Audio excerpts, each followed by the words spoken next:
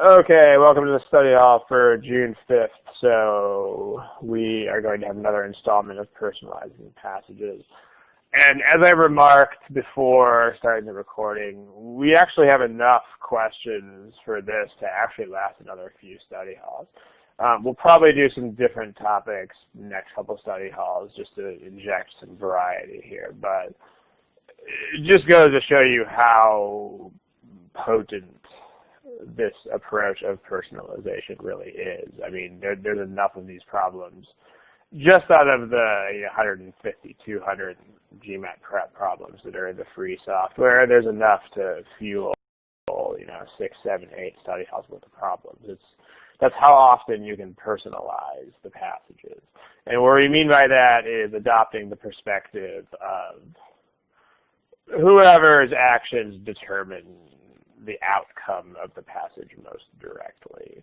So, and we'll see this, if you've seen the previous couple editions of the study hall, you'll already know the kinds of things I'm talking about. If not, you'll see it as we develop these problems. When we say give me a smiley face, you'll see underneath your name is not, fortunately for you, your name is not around your wall. But wherever your name is, you'll see these icons, and emoticons are here, and you'll have a smiley face and other faces in here. When I say give me a smiley face, just to make sure you're on the same page as me, that's this smiley face, meaning not a smiley in the chat box. Also, along the same lines, multiple choice questions, make sure you know where those are found. The multiple choice options you will find underneath your name as well. Please use the multiple choice options that are available underneath your name. This is important because there are a lot of people in attendance, and we really don't want people's answers to influence one another. So please answer in this polling section, and then your answers are kept private as well.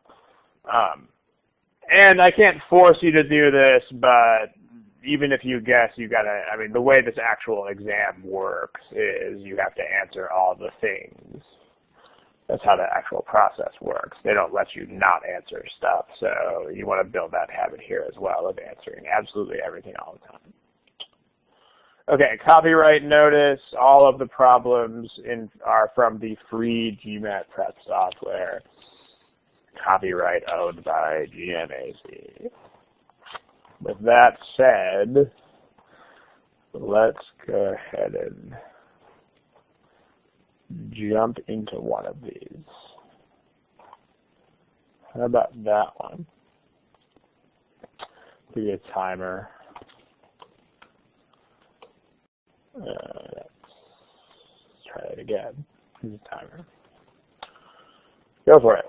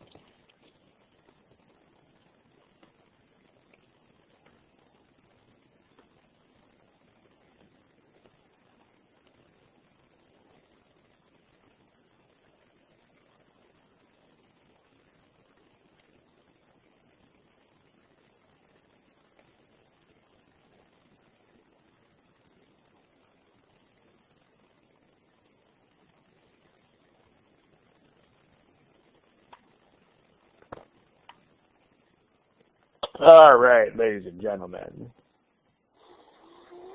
Just go ahead and pick an answer, pick a thing that is a thing. A, B, C, D, E on this problem. Remember that this is, again, I can't, sit here forever and wait for everyone, but this is a test that does not allow you to not answer the question. Also, as far as guessing, I don't normally show the answer distributions just because, honestly, the group answers shouldn't matter much to individuals, but this problem is almost completely random responses. We have two choices that are less popular than others, but so you don't need to feel bad about guessing things here is the point. So if you don't have a guess, then make one, please. And remember, today's theme is personalizing the passages. Basically, whenever you have any sort of passage involving interactions among people or businesses or basically any sort of human entities, there's going to be someone whose perspective or whose actions is ultimately central. Because, to have a single focus or a single issue, as these passages do, you ultimately have to center on one perspective. You can't really have a split concern. So, who can tell me, whose point of view or whose situation or whose perspective or whose experience in this problem is ultimately the determiner of things? You can tell me in the chat box.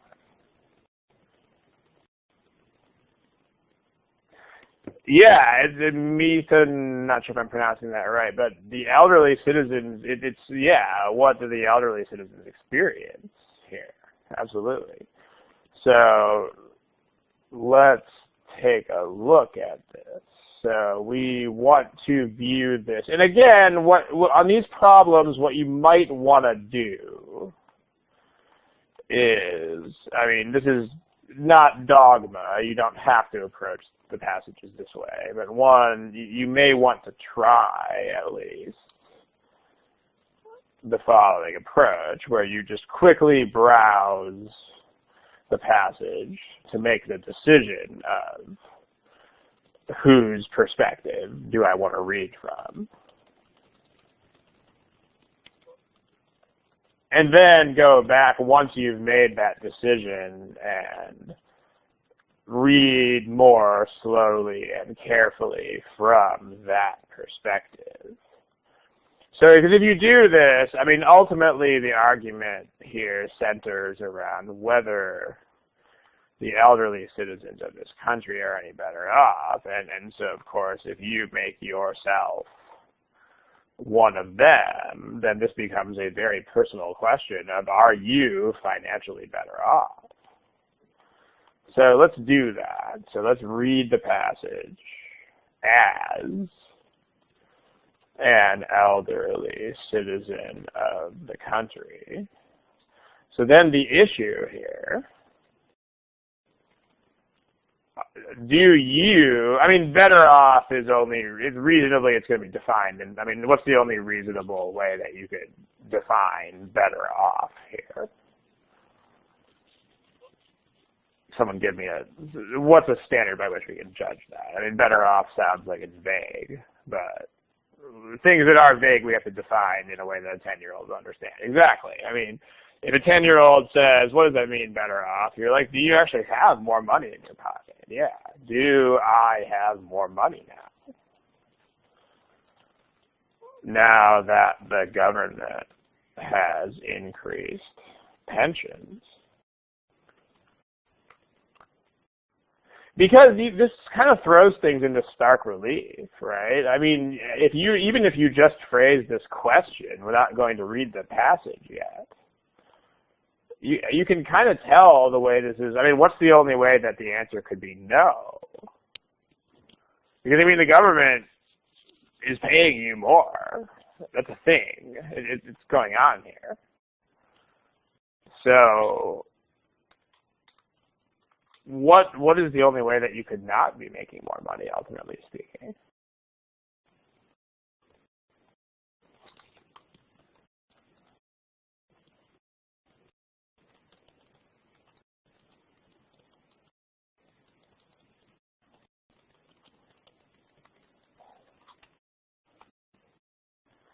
Well, consumption, but consumption is not really a matter of am I better off. I mean, consumption is something I might do more of if I am better off, but consumption is not going to answer the question of whether my situation. Same thing about what you're buying. I mean, if what you're buying is going up, that would be more of a result of that, but it's not going to answer the question of it.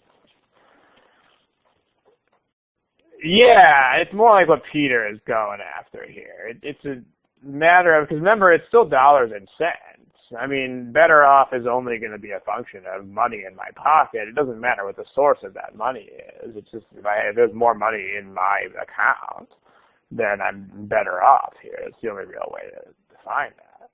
So the only way that this cannot happen is if some other thing is going to offset the pension. You know, like if the government pays me more money, but then suddenly I get less money from somewhere else.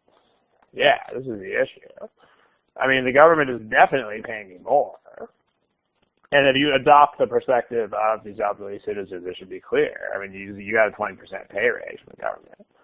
So the only way I could not be better off,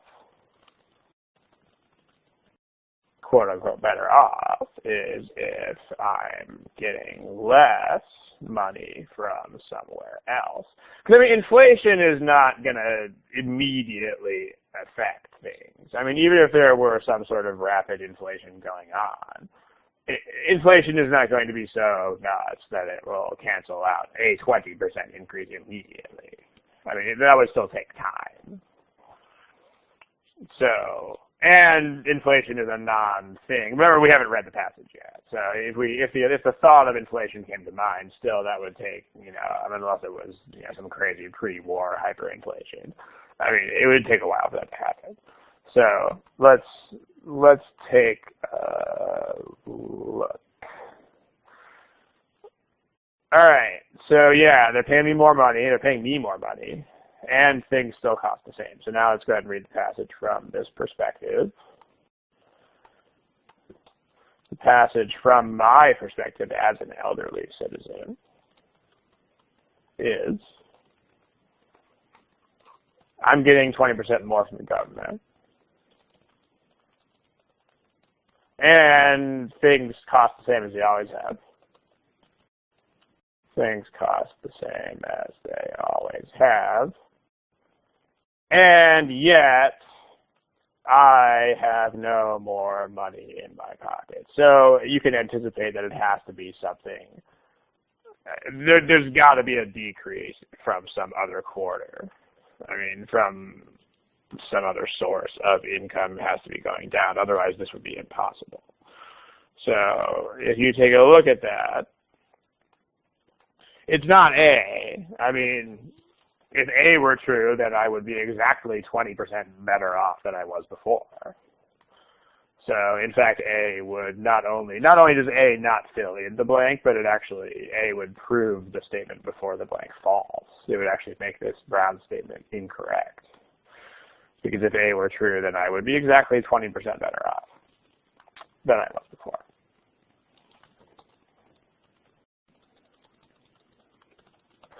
B, 3 weeks to cash a pension check. That means, you know, I'm going to be 3 weeks behind, but a 3-week delay is not really going to affect my overall financial health here. C is not the current situation, so honestly, I don't care. I mean, they say in the passage that inflation right now is not a thing. So, C, if there were inflation, these goods would inflate relatively quickly. But guess what, guys? There's not inflation. So this is not a thing. It's irrelevant. And then it doesn't contradict the passage. I'm responding to the chat box there because it doesn't say that there is inflation. Like basically, you can read this as a hypothetical. In times of inflation means if there were inflation. If we were in a time of high inflation, then this thing. But as Angelica points out, our passage happens to say that we are not in a time of inflation. Row meat, I'm not exactly sure what phase lag is. It's a bit smart for me. The pension was increased when, so D just says, I remember this choice D, which a lot of you guys like for some reason. If you read it from my perspective, it's much easier to see why D doesn't matter. Like, D is the motivation behind paying me more money. I mean, D says that if you look at my fellow older people, most of us were kind of in a worse situation than normal. And so that's why the government decided to step up our income. But the point is that they still stepped up our income, right? I mean, this is choice D. This is why. This may be why the government stepped up the pension. But remember what the focus of the passage is. The focus of the passage is, do I have more money in my pocket or not? So all I care about is that they stepped it up. I mean, even if, as a collective, even if we're kind of in a bad situation, we are still 20% better off than we were. I mean, this doesn't change the fact that we're 20% better off. But now let's read E from the perspective of one of these older citizens. I mean, E, what does E say? I mean, how much are my kids giving me?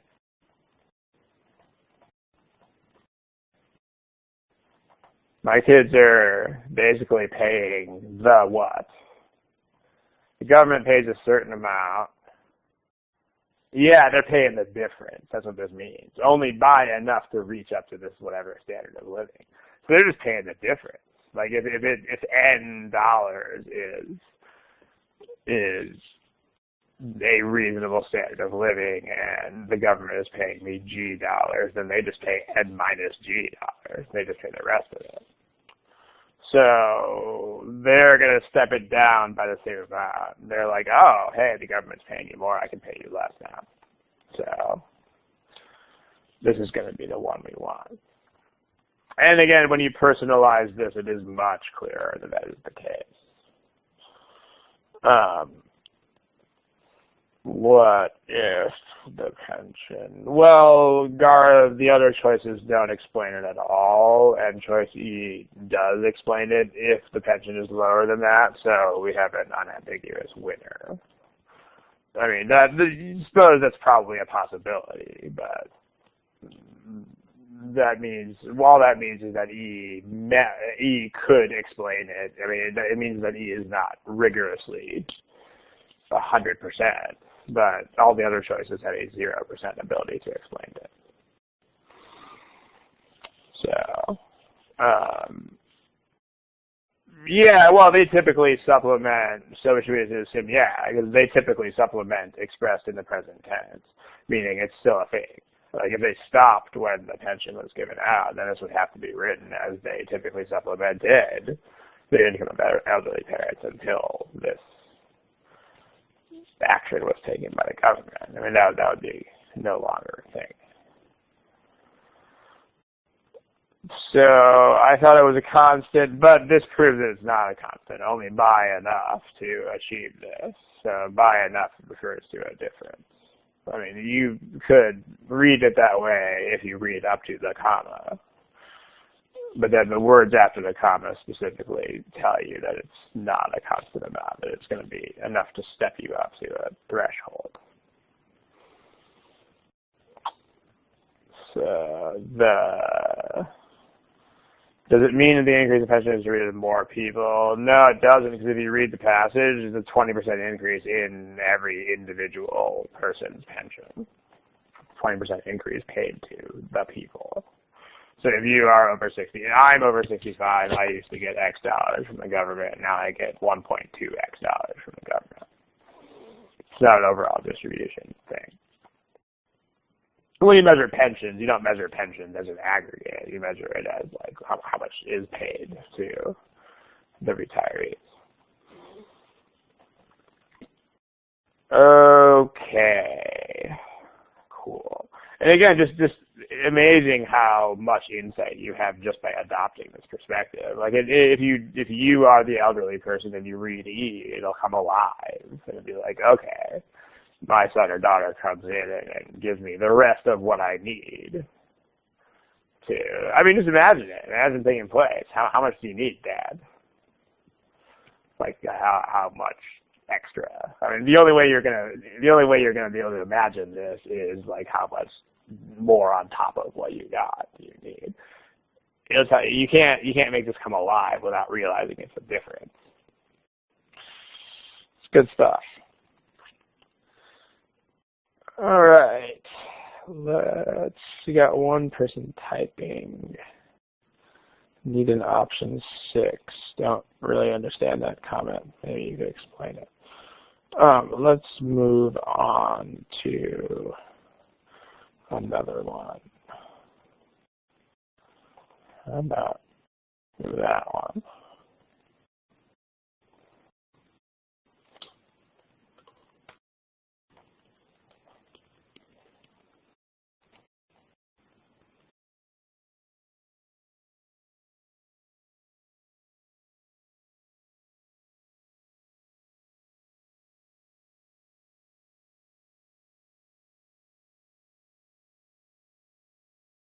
Yeah, you guys can see the problem, right? Yes or no, chat box. Sorry for the interruption. Okay. Sometimes there are issues with tablets.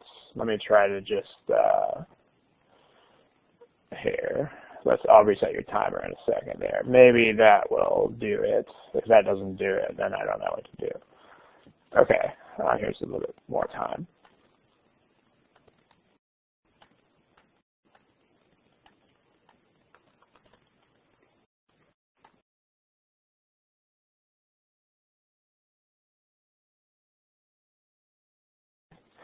If you need a little bit more time, then take it.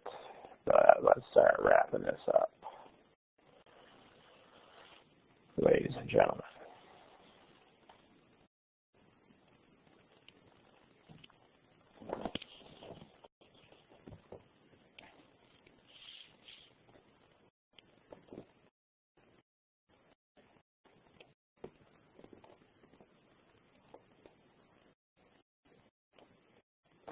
Okay, there's still a few of you who don't have answers selected, but let's get rolling here. Whose actions or perspective lies at the center of this thing? Someone tell me in the chat box. Whose eyes should we be looking through? It's going to be from the perspective of parents, right? So, absolutely. Because when you talk about whether children are going to use something, I mean, that's got to go through the bottleneck of the parents. Because, you know, a kid is not going to go out and get a flu vaccine all by him or herself. Absolutely. So, when you first read this, you browse it and you notice, okay, we're talking about whether kids will basically start using a vaccine, which is ultimately a parent thing. So read from the parent's standpoint. You're the parent. Okay, so now let's read this thing again from your standpoint. So right now, the only flu vaccines out there, including those for your kid, are injections, needles. But now there's a nasal spray, or at least that's the wrong way to say it. Not right now. Up to now, the only flu vaccines have been injections. But now there's a nasal spray that doesn't have to be injected. And then what do we know about the actual, like, do we know that this is going to work? Is there any doubt as to whether the nasal spray will actually work?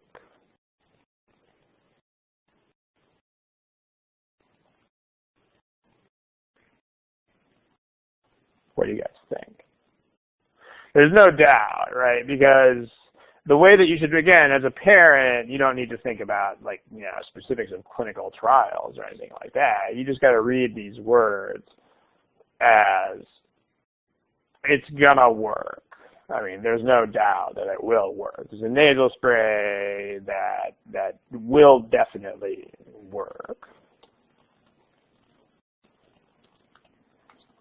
Sure. So it's going to be a thing that works. If you have a question, please type it in the chat box and not in raised hand. Thanks. Okay. Also, Koji, I noticed you opened up a private chat window. Please just type chats in the main chat room. That would, if you open up the private window, I'm not going to see it, and neither will anybody else. So, thanks. Okay, so there's a nasal spray that will definitely work. And so therefore, I will use it. Or in this case, you.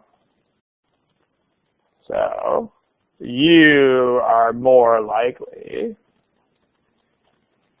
to give it to your kid. Because, I mean, there's already a vaccine out there. That's how you have to interpret this, right? Because there's already a vaccine out there. It's not an issue of, whoa, this is new and I've never had a vaccine before. So the only way that what this means for you as a parent, this means that you will give your kid the new vaccine, but you wouldn't have given your kid the old one. Because there has to be parents who fit that profile. I mean, if you would have given your kid the injection as well, like if you're a parent who would just, oh, well, we would have given my kid the shot, but oh, convenient, we don't have to give them a shot anymore, then it doesn't matter. I mean, that's not going to increase compliance. It's not going to do anything. The only way that this is going to happen from your standpoint as a parent is if you are a parent who formerly would not have given your kid a flu shot.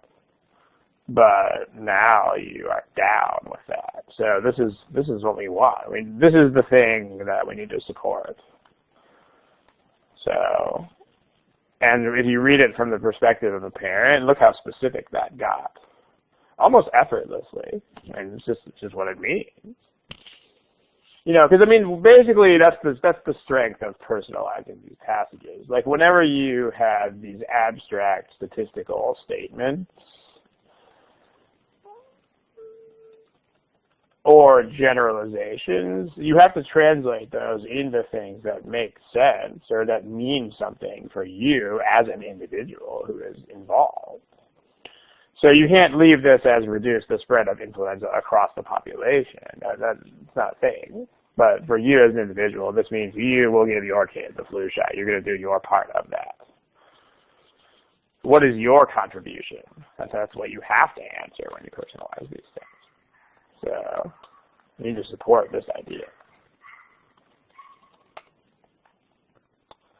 So there's one answer choice that is an absolute home run here, which would be this one.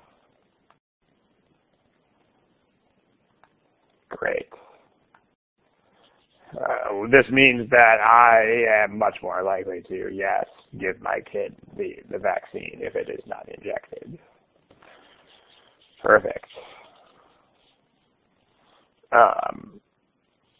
Let's take a look at the other choices, then we'll talk about that thing in the box.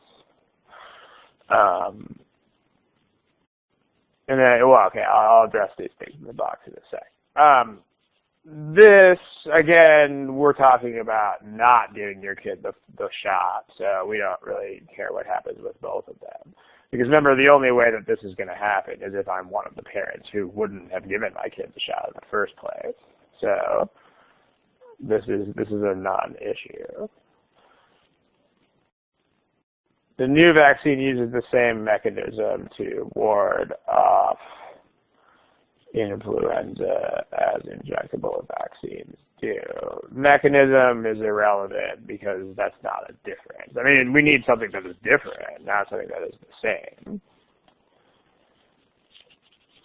So, Moria, I'm not exactly sure what that comment means, although not the most polite thing that someone has typed lately.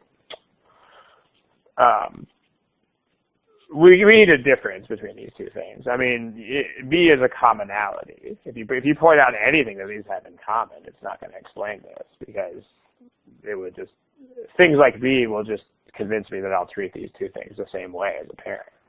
It puts them on an equal footing. So, not good. We need to put them on not an equal footing. C is a cost issue. But that's the injectable. If this said that the nasal spray was cheap, this would be a great answer choice. And if it was for kids. I mean, there's two things that make this irrelevant, which are it's the wrong one, and it's also not for kids. And then D actually makes this whole thing almost irrelevant. Like, if D is a thing that fewer people get it from kids than we thought, then it just makes this entire plan almost irrelevant. Because then the effect of doing this on the spread across the population will just be much less of an effect. Okay, any questions about the actual answer choices? If not, I'll go ahead and address a couple of these things that were written in the chat box. So it's going to disappear so that I can post those. So let's address a couple of these things.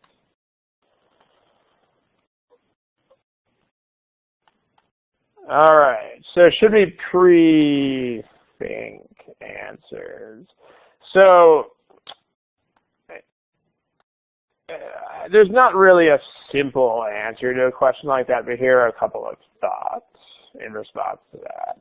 I mean, the first and probably the most important thing I can say is, like, as you read the passage, certain thoughts should occur to you. Certain thoughts or connections will or should come to mind. Just because they will. I mean, that's especially if you personalize sufficiently. Especially if you are viewing the situation with a personal stake in it. If you have a personal investment in the situation, then absolutely, right? For example, if you are a parent who's considering inoculating your child against the flu, then when you read this, you will automatically make the connection of, okay, well, this means I'm going to be more willing, because that's the only way this could happen. So that, if that's what you mean by pre-thinking, then you're going to make those connections, which is the whole point of personalizing the passage. Now, on the other hand, I think I made this analogy a couple of sessions ago, but it's worth making again. If this question is, should I actually try to predict a specific answer, then that's going to depend. I mean, the best answer I've got to that is it's going to depend on whether you'll still be open to other answers.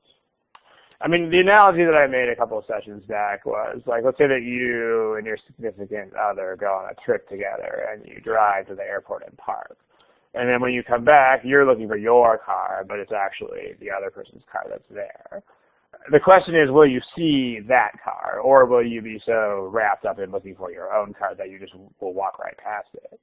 It depends on the individual. I mean, some people are one of those, some people are the other. If you're the type who would be so wrapped up in looking for your car that you would actually miss your significant other's car, then predicting is probably a bad idea. Because by analogy, you might be so wrapped up in your answer that another correct answer might escape you.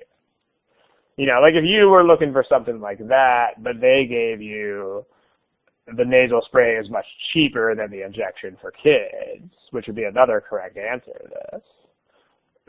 If you would be so wrapped up in looking for this that you wouldn't see that other correct answer, then that would be dangerous to make those predictions. On the other hand, you could have a prediction yet still be open to other possibilities, and then there's no downside, and so then you may as well try. And then, as far as this other comment goes, there are a couple of responses to it. I mean, the first response is kind of the non-response of, okay, but what else are you gonna do?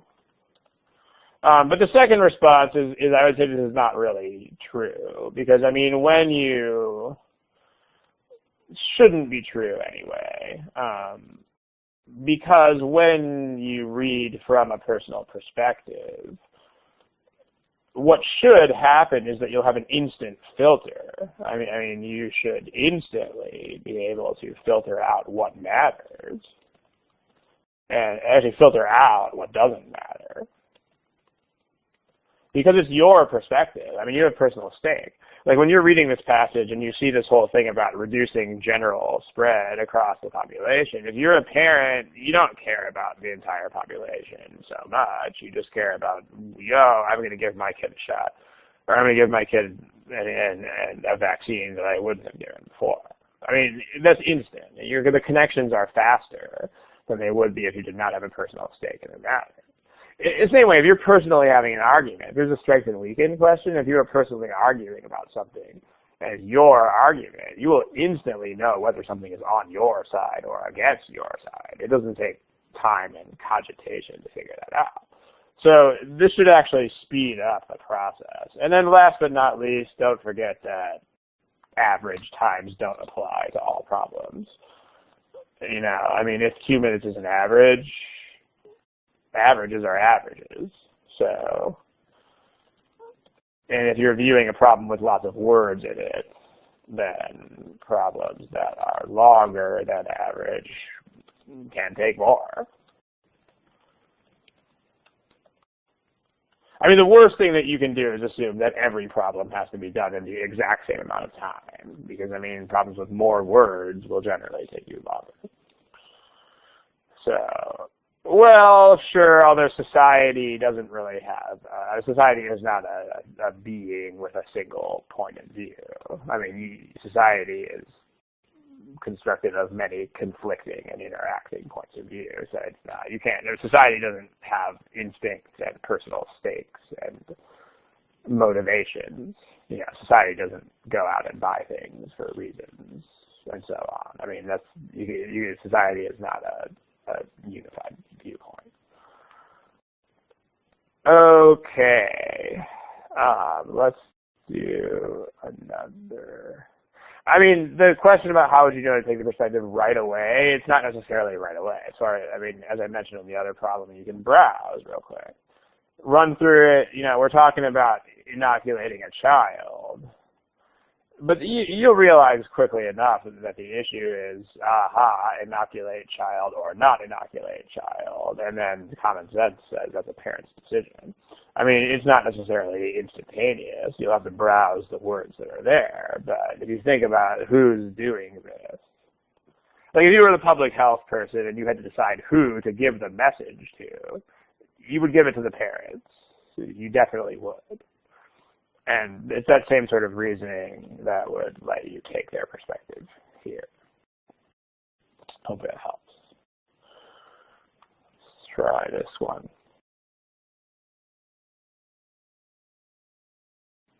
Alrighty. Give it a shot.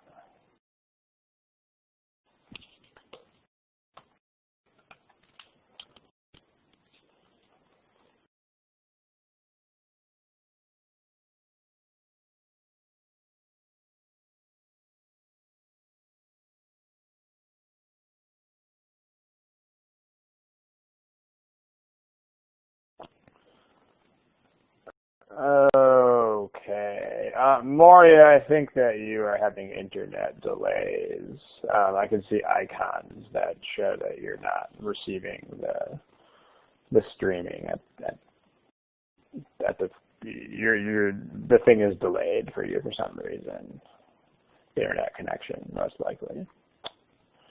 Okay. Let's talk about this. Whose perspective is a thing here? I mean, it doesn't have to be a person. Here there's no people involved, but you can just as well personalize as an animal. Which dolphins? I mean, which dolphins are the focus of this whole analysis? Not the adults. The adults are chilling. I mean, the adults are healthy and long-lived and they're normal, but it's the younger dolphins, the dolphin children, that are the ones who are affected. So let's be those dolphins. Because, you know, the parent dolphins are chilling. I mean, their lives are perfectly normal dolphin lives. So you be the abnormal baby dolphin. Because then you like, what's wrong with you? Question mark. Is kind of what this becomes. Like, why? Why are you gonna die before your classmates? Well, I mean, this becomes pretty personal. There must be something that other dolphins have that you don't have, like that your dolphin classmates who live in normal dolphin neighborhoods in the wild. They must have something that you don't. So that's what you need, right? There must be something. Like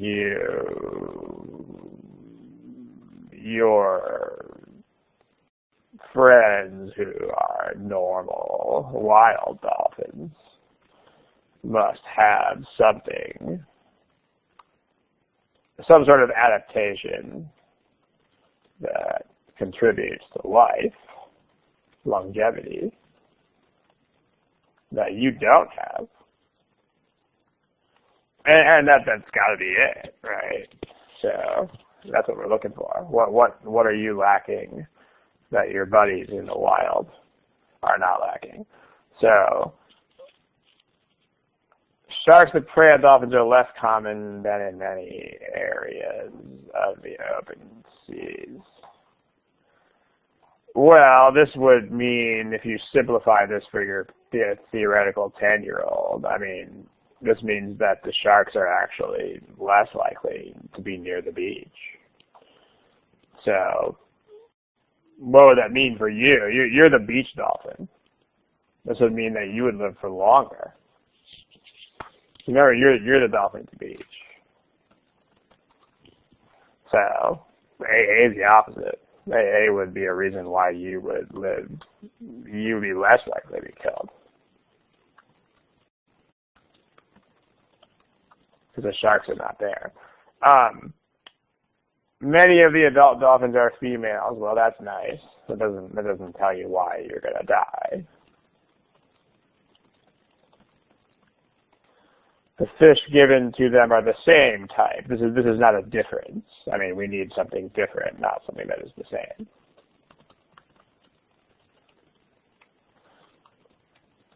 So, and then D, many dolphins only come there a few times a month. Sure, but they still come.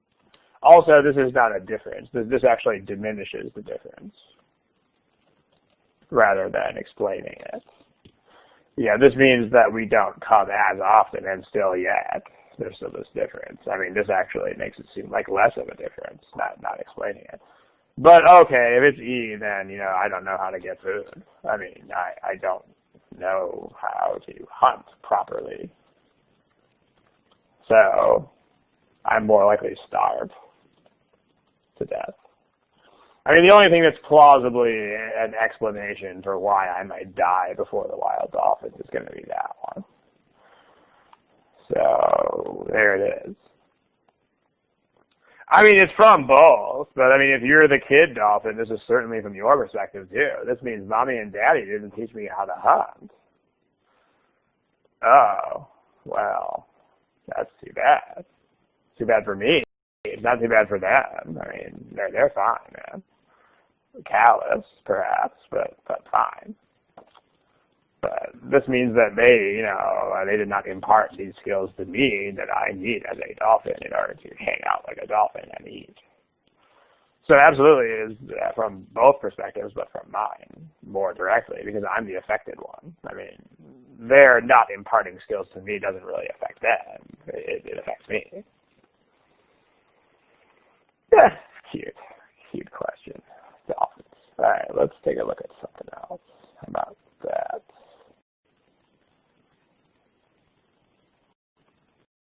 Alrighty, give it a shot.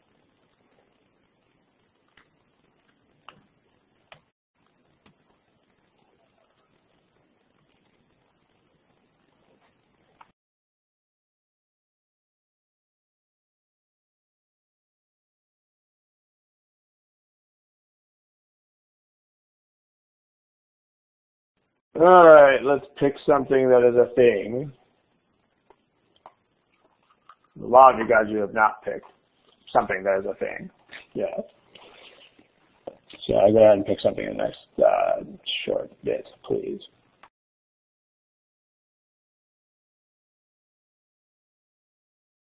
Okay, there is still a larger than normal number of people who have not answered this yet, but let's move on. We can't really wait forever.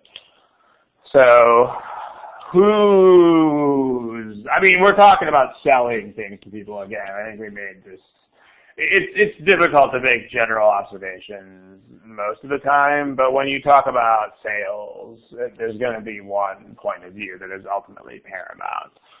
Pretty much all the time, which is going to be who's, in this case it is the commuters, but more generally when you are trying to sell things to someone, who's making the call on that? Yeah, it's the customer, because ultimately it depends on can you sell. I mean, even if you were going to be on a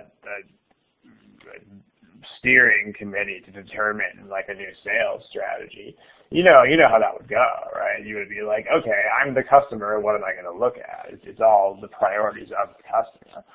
So not the vendor. The vendor is pretty much the slave of the customer. At least if you want to do good business. I mean, it's not your priorities. It's what people want to buy. You know. I mean, just think about any example of commercial markets. For example, like if you want to sell diet books, I mean, a good diet book would be very complicated because human nutrition is not simple. But you know how people are when they buy diet books. I mean, the vast majority of people want it to be really simple. You know, and unfortunately, if you want to make profits, you have to make it simple. I mean, you might really want it to be the full picture, but you're not going to sell that. It's what people want to buy. It's not what people want to sell. That's not ultimately what matters. So the customer is always king when it comes to whether sales will be high or low. That's the customer's decision, ultimately speaking, always. So you are the potential buyer, as in any other situation involving sales of things. So yeah, what does this mean? And again, if you browse it quickly enough, you will notice this. It's a sales incentive question, which means that I need to think about it from a potential buyer's point of view. So let's go back and read this from a potential buyer's point of view. So I'm thinking about buying an electric car. What's putting me off of buying an electric car? I'm thinking about buying an EV, electric vehicle. But what? Yeah, I really want to go on road trips, which are, you know, more than trivial length. So their plan is to give me 3 free days of rental so for my road trip, right? 3 days rental credit for every 1,000 miles I drive my EV. So what they're trying to do, I mean, I'm going to like this for sure. I mean, like, I will obviously like the rental credit. I mean, that's clearly a positive. So from my point of view, this is clearly a good incentive. So therefore, what does there have to be to threaten the plan? I mean, I like this for sure. So for me to not like this plan, there has to be, from my point of view, there has to be something that is a what? I mean, you don't have to be super specific yet, but like this is, yeah, it has to be a con. I mean, this is a pro. So if this is all pros all day, then clearly the plan will not be threatened. threaten the plan for success means that we want a reason why this plan might actually make me less likely to buy the EV, or at least not any more likely. So we need something that we need a con that will offset that pro. And I mean, it doesn't have to be a reason why I'm not going to be able to take road trips. I mean, it's because this is a purchasing decision, and I remember that this is a commuting vehicle. I mean, it's not, road trips are not the only thing in the world. I mean, I'm also going to buy this car and just drive it to work and back all the time too. So, but I'm the buyer. I mean, anything that works against my purchase decision is a thing. That's why. I mean, if you personalize this passage, you're not restricted to thinking about road trips. You are a commuter who is thinking about buying this car, and anything weighing against buying the car is going to be a bad thing. So let's take a look at that. So remember that you're not just any potential customer. You are specifically a potential customer for whom commuting is a priority and for whom road trips are also a priority. So there's a very specific role that you play. You are a potential buyer who wants the EV for a daily commute, and who values the ability to take road trips. So meaning A is irrelevant because A is about people who are not you. I mean, A just says that there are other customers who don't care about trips, or that there are cars that you can't use for trips. Either way, this is irrelevant. I mean, it could be if it's for people who don't want to take road trips, then we don't care. And if it's about EVs that can't go on road trips, that doesn't matter either, because that's the whole point of the plan. The whole point of the plan is that you don't have to take your EV on a road trip because you can take the rental car instead. So basically, this is okay. That's fine because I can take the rental car. So sure. B says that they would have to buy so many rental cars. They would have to pay for so many rental cars that it would make the EV super expensive. Well, I'm thinking about buying an EV. The EV is already really expensive, and this plan will make it way more expensive. If anything was ever a con, that would sure be a con. Absolutely. Because I mean, and you can see what they're trying to do with the words here. The already high price, the way they phrase that is definitely trying to suggest that this is already pricey, that the price is already the main negative, and then add considerably to it. So it's pricing me out of the market here. It's making it a bad buy. So no, I shouldn't have crossed that out. I don't know why I crossed that out. No, price of the vehicle is the price of the consumer. I mean, because first of all, that's what that means by default. But also, it's not the cost of the producer. I mean, if you think about how this works, the producer wholesales these things at a certain rate. But they are the ones who have to pay for the rentals, and so they're going to roll that into the consumer price, meaning that you're ultimately paying for it anyway, is the consumer. Yeah, they'll pass it on. John, that's a good way of saying it. It's yeah. What is C? I mean, how do you explain C to a 10-year-old?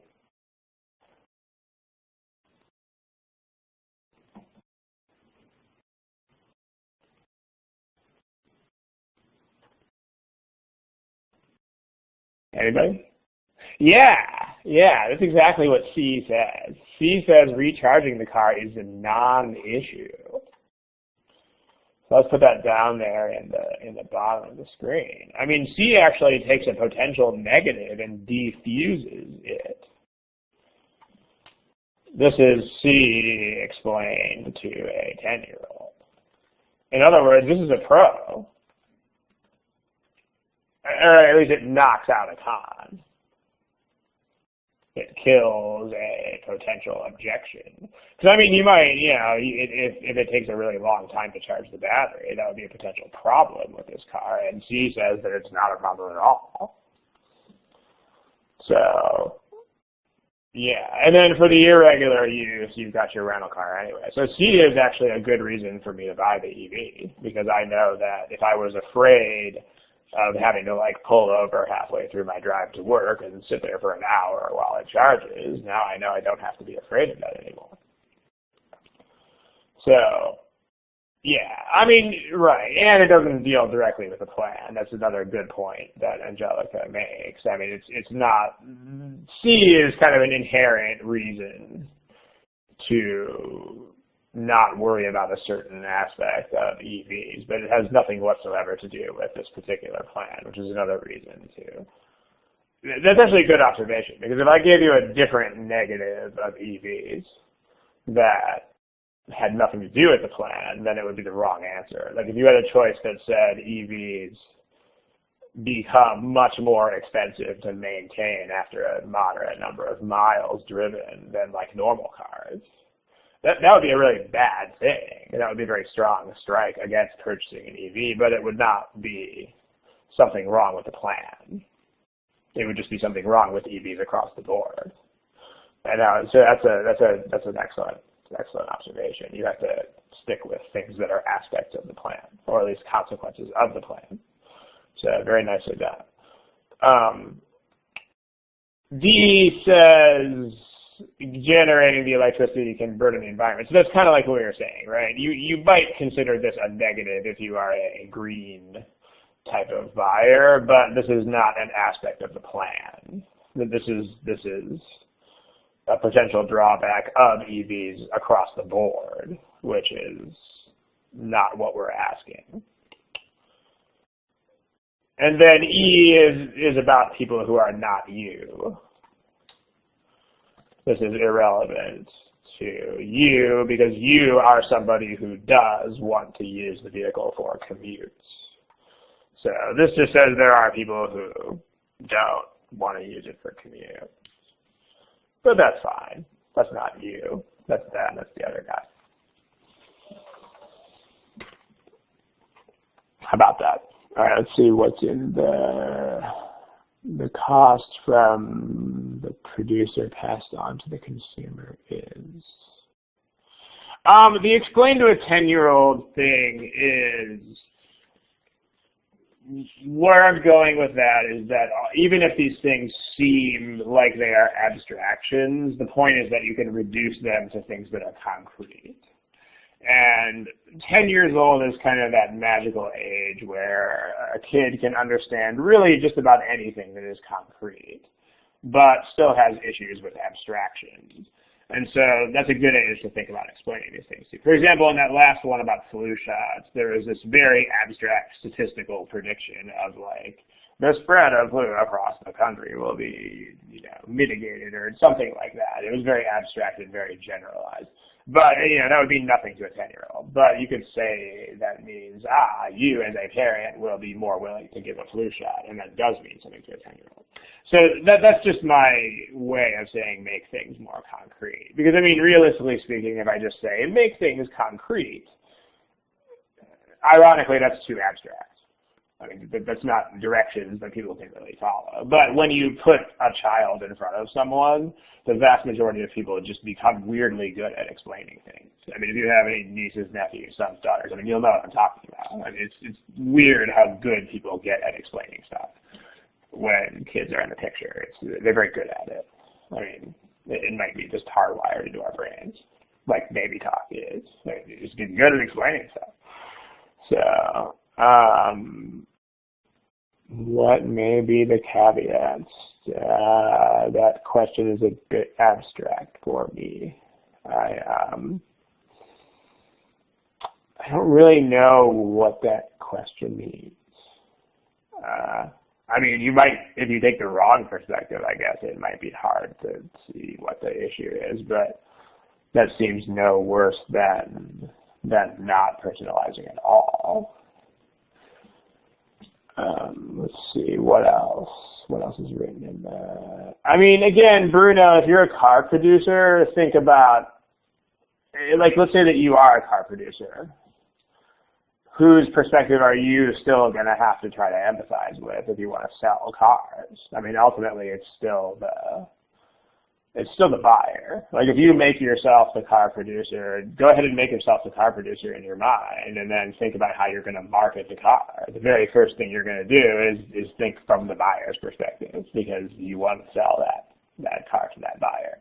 So you're still going to wind up coming back to the consumer through that channel.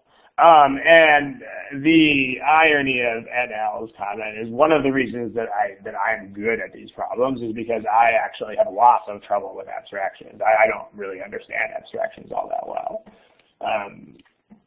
I've been that way my whole life. I mean, you know, like when other kids, like if someone said a food was good for you, you know, and other kids would nod their heads, I'd be like, oh, what does that mean? Like, good for you how? What does it do? What does it affect? You know, it's like that. I mean, everything has to be concrete. It's actually, I'm kind of like a giant fourth grader in that sense, and that definitely helps here. Because these questions what's interesting about these questions is they don't really ever treat things that are too abstract for a fourth grader. You know, like they don't treat things like, oh, exchange rate futures, which that's way too abstract. I mean, you could not explain to a 10-year-old, like, betting on future fluctuations of currency exchange. This is too much. And you don't see stuff like that in these passages. You see stuff that can be very efficiently reduced to concrete things, and that's not a coincidence. You know, because if you're trying to measure, you know, the productivity of the business, you have to do the same sort of thing. You have to, like, take abstractions and find concrete metrics by which to measure them, and that's the kind of thinking that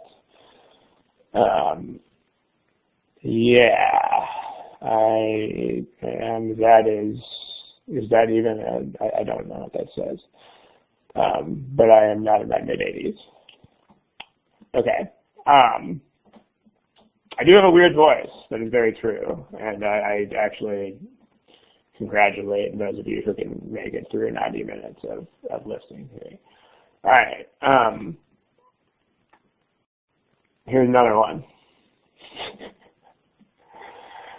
I gotta say this is the first edition of Thursdays with Ron that has ever had hecklers. That's a new level that we're at here, guys. All right. Haters at Thursdays with Ron. Okay, let's talk about this problem here. Here's the timer.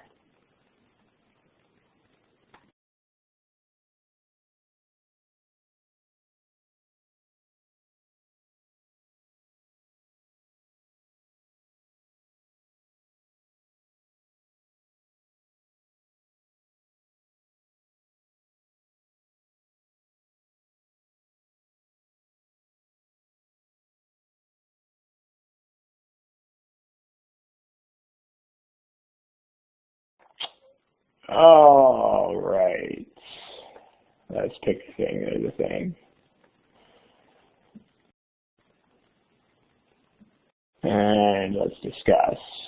Who are you when you read this passage? I mean, the question in the box, I mean, there are passages that are not really personal. I mean, notice the qualifier that we wrote on I don't know if you were here for the opening screen, but you do have to have some reason why personal perspectives would be insightful. I mean, if the passage is about why certain proteins are not found on the surface of an antibody, then personal perspectives are probably not that important.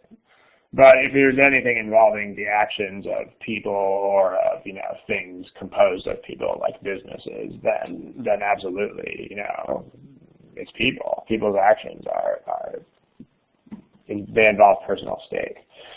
So that's what economics ultimately is. You know, it's just people acting on personal incentives on a large scale. So let's talk about this. Yeah, you want to be someone who works for the pharma industry and who's advocating this. I mean, you want to be the person who makes this argument.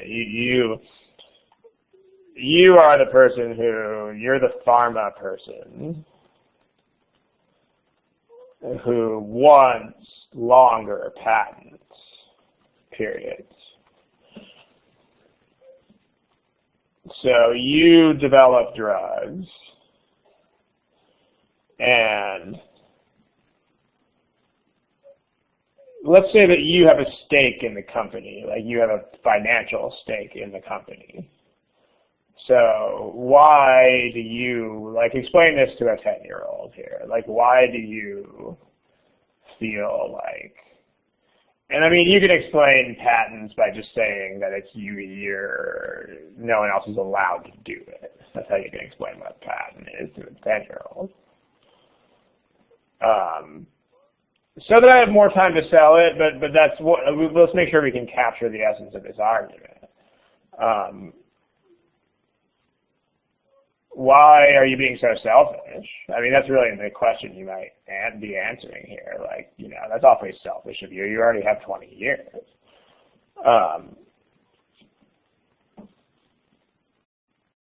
But yeah, the argument is that, as the funder of, as the investor, as the person invested in this personally, my money goes towards development. And, we need to make back my money, our money.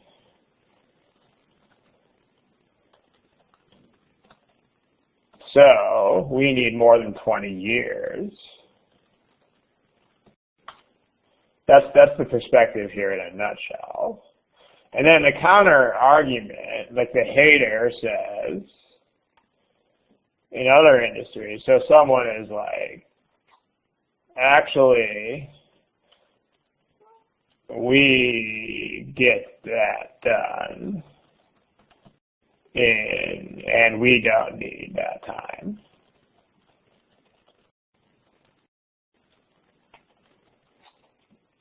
So what do you need? If you're going to defend this position, I mean, the first thing that should be clear is that you need something that is different again. I mean, again, the only patterns you're really going to see are going to be very, very general patterns. Like, for example, if you were talking about the wild dolphins versus the beach-fed dolphins, ultimately you'd have to find a difference. Like, anything that it was the same would not be a thing. You're looking for a distinction. You're looking to justify the fact that you need more than 20 years, even though the haters don't. So that's exactly what we need, is what Angelica says, pretty much verbatim, what I had in mind. Why are we different? What is so special about us that we are different? It's got to be both of these things, not just one of them. It's got to, because it can't just be any old reason. It has to be particular to the pharma industry, because otherwise it would theoretically, otherwise these guys would still have an argument against us. So A is just saying that everybody's a hater except us, but that certainly doesn't support us. That makes us look even more selfish and crazy.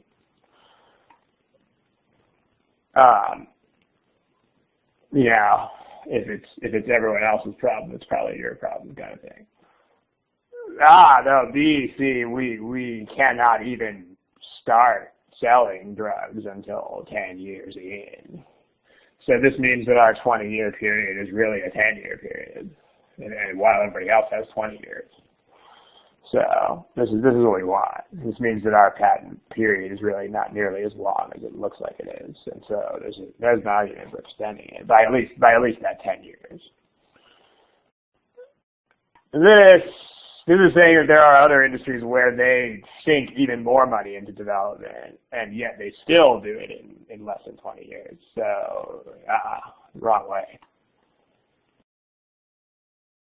And then this one, an existing patent doesn't prevent blah, blah, blah, blah, blah, blah. This just means that patents have a certain loophole that other companies can exploit. And so basically this means the effectiveness of patents would be less than I would expect. this doesn't help my argument. I mean, I'm trying to say that patents are a good thing that I need. This is kind of like they won't do much in the first place. You know, if they can just stick a methyl group onto that drug and then they can sell the same thing. That doesn't help me.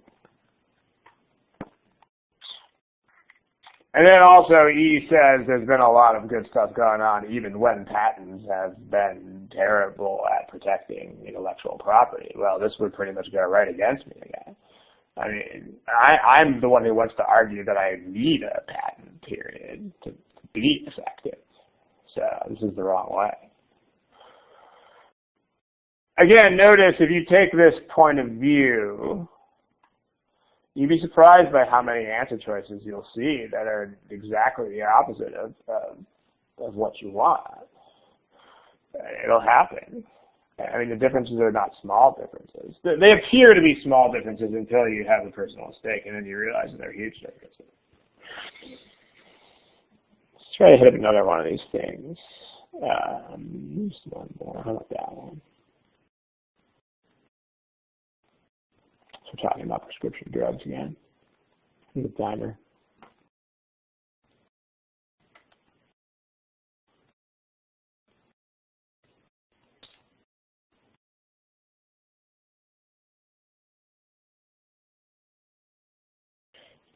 All right, looks like this one is more troublesome than some of the others. There's less consistency to what you guys are picking. But if you have to guess, the stats are kind of all over the place on this one. There's some signal, but a lot of noise. But I'll just make it interesting. While you guys are, there's still about 10 or 12 of you without answers right now, but while we are finishing that, let's talk about point of view. Whose point of view, whose action ultimately is the center of the discussion?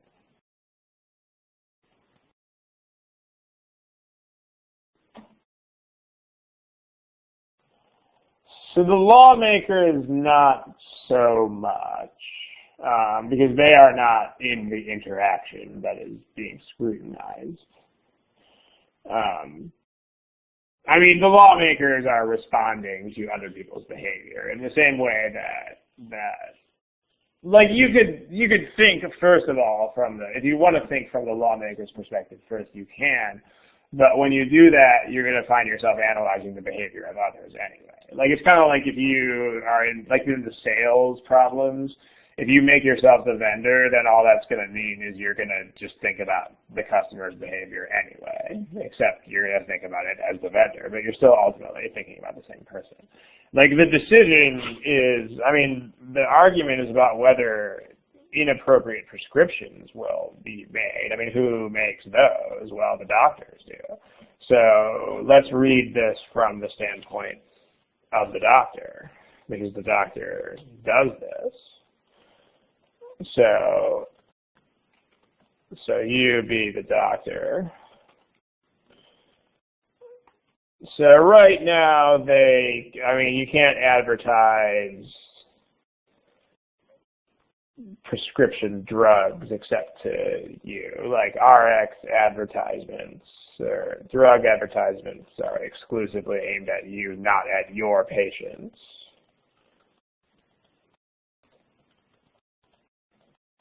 That's what's going on right now.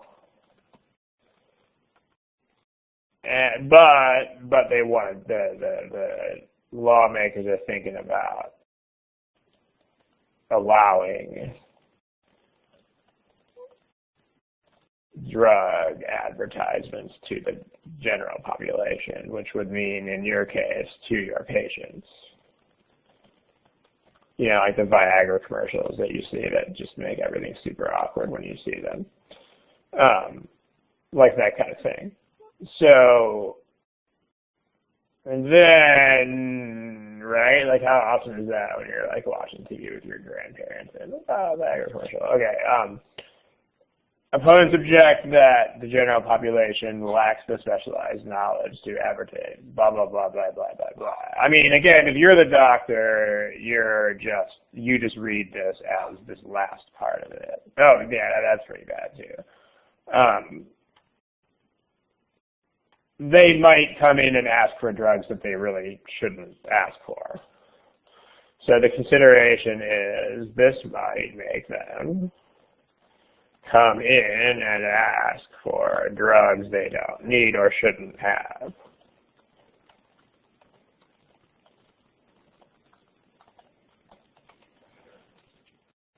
But you know better, you're not going to give in. That's what this means.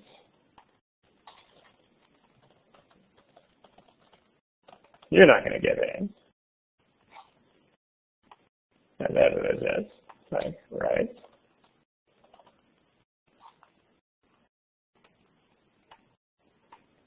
Right? That's the issue. You're not going to give in, right? Tap you on the shoulder. So the issue is, are you going to capitulate to this influence? Because ultimately it has to be you who, lets the water through the dam, so to speak. Because the customer can't write him or herself a prescription. So you want something that affects this issue. You want a reason why you might actually give in. So you want some sort of consideration that would mean that you might actually write these prescriptions. So this says effective treatments, which means that we're not talking about ineffective or inappropriate. I mean, these would be quite appropriate. So that's wrong. I mean, that would be completely appropriate prescriptions. This one, whether some people might go, I mean, in fact, we know they will. In fact, that's anticipated, right? Like they might come in and ask for that. So this is something that we are prepared for, but this has nothing to do with whether we will give in.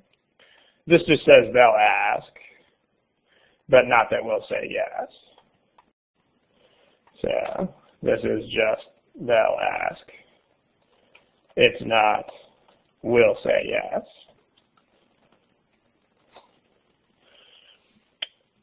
This one, does it have to be the same information? Well, I mean, that's as long as there is an advertisement. In fact, if it doesn't prescribe the same information, that might even make them more likely to come in with inquiries.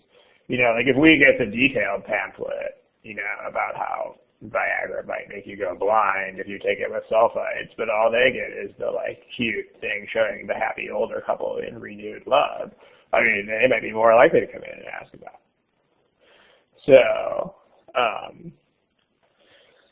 doesn't matter, right? The point is that the advertisements go out to the customers. They probably don't have all the same information because they're meant for lay people. So, but as long as there are advertisements, and that's what matters.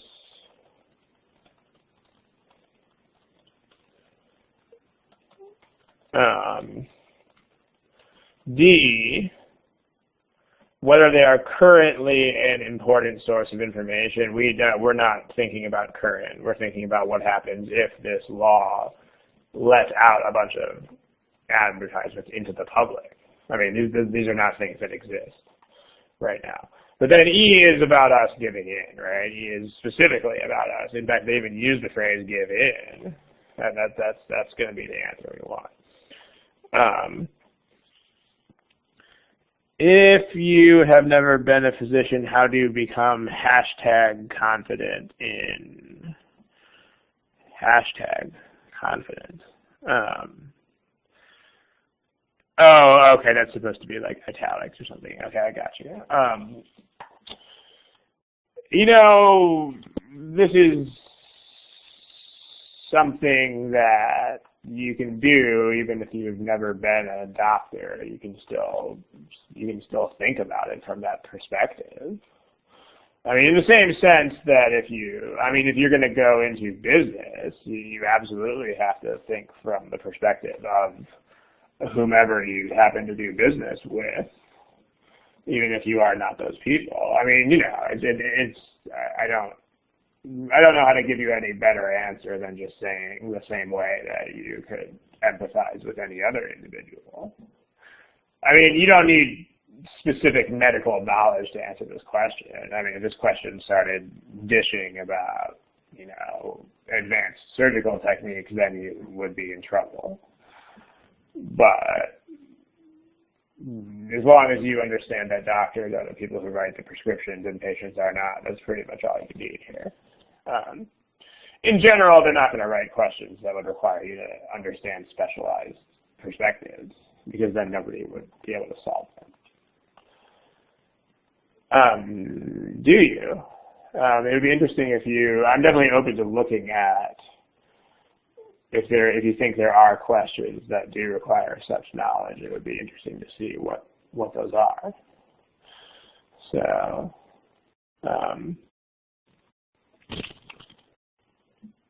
So let's see. Doesn't de-oscillate the physician's ultimate decision? Sarah, that could be a thing, but remember what the boundaries on the argument are. Like, we're talking about whether this would become more common as the result of this new law.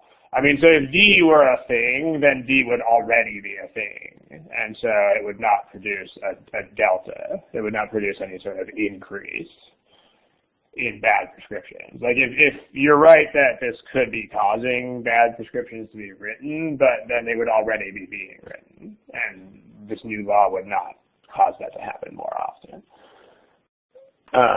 Let's see. Wouldn't a false advertisement be a permanent?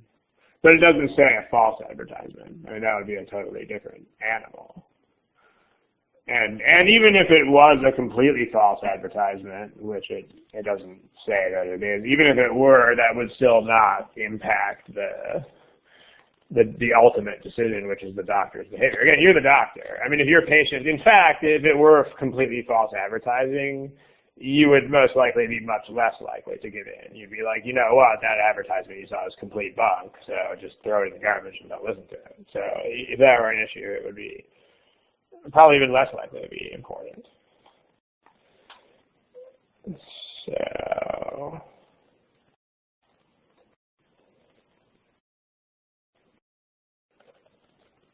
sure, let's see other things in the box.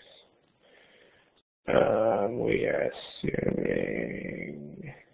I mean, you don't really need to assume anything about interpretations or about what information is there, because again, think about what the issue is. The issue is ultimately this, and don't let that get out. Don't let that get out of your sight. The issue is whether you will give in to your patient's pleading. And I mean, regardless of what information is present in their ads versus your ads, ultimately there's no reason to think that that would affect your decision, because it's not you. It's what is shown to them. But ultimately, you're still making the same judgment call. The physician's failure to give.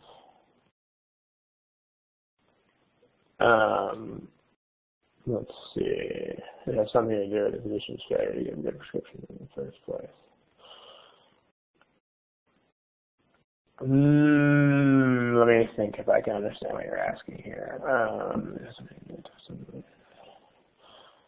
I mean, the question is about whether there will be an increase in bad prescriptions as a result of people asking. So that doesn't seem to be affected by, I mean, obviously not 100% of prescriptions will work. I mean, medicine is not a perfect science. But we're not concerned with the performance of the original prescription. We're concerned with whether doctors will, again, you're the doctor. We're concerned with whether you will be swayed into doing something you would not otherwise have done because of ads shown to other people. And at the end of the day, that the performance of the original RX is not an issue there. Okay, got to run here pretty soon, so we're going to have to make this Luis, you absolutely should read the question before the passage because the question gives you goals. Like if you don't read this first, you kind of don't really know what you're trying to do with the passage. But sure, okay. I'm going to go ahead and stop the recording here. Thank you, guys. That was certainly an entertaining session for many reasons. That was interesting. As far as the most interesting part of that may have just been someone's. Maybe it was just a really awkward attempt at humor or something. I don't know. It was. I've never had it happen before. That was interesting. All right, let's kill the recording. Good night and good luck. Thank you. The next session is, I do believe the next session is in 2 weeks. So thanks. I appreciate the kind words. That's very nice of you. Thanks. All right, good night. Good luck.